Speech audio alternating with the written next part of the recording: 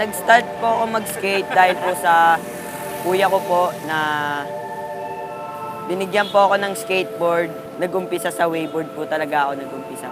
Tapos po yung wayboard ko po, nabali niya, tapos pinalitan niya po ng skateboard. Ayun po, tinuruan niya po ako, dinala po niya ako sa mga kaibigan niya pong nag-skateboard. Then, tinuruan din po ako, mga tricks, mga ollie. Dati nga po, nag-ollie po ako, yung ting-ting po, nabibail pa po talaga ako.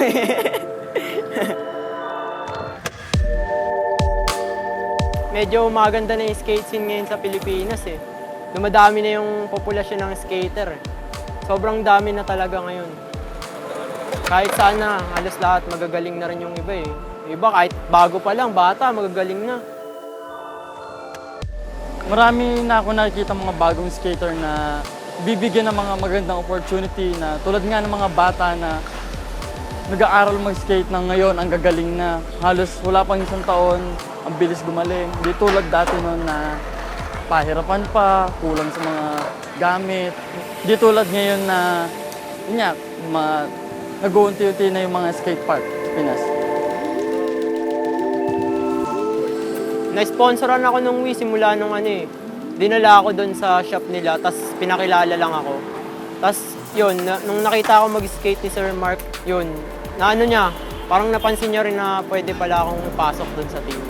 Nakilala ko si Akuma, si girlfriend ko, si Nika, na tinulungan nila ako makapasok sa Wii Legendary.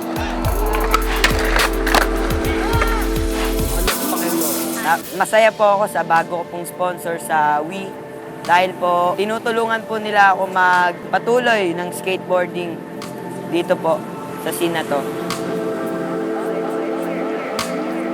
Pasalamat ako sa Wii Legendary na binigyan pansin ako, kunin akong rider nila. Thank you kay Sir Mark, kay Akuma, kay Jenica, tsaka thank you sa New Balance Asia. Papasalamat ako kay Sir Marks, kay Sir Tong, kay Kuya Lloyd, sa Wii Legendary sa Amerika, sa Injo Plug, yun po.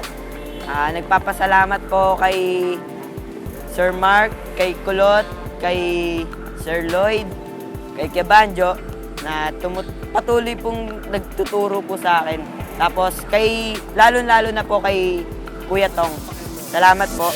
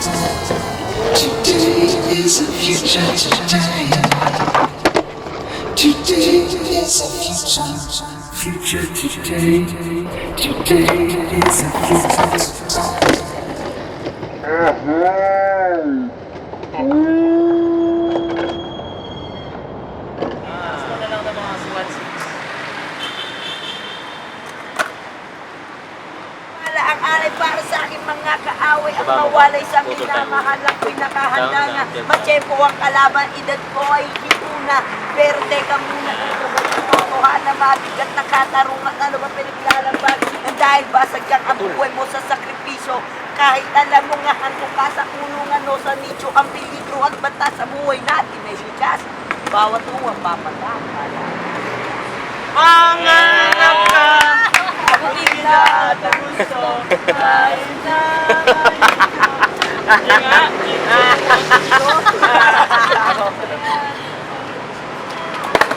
kahit sino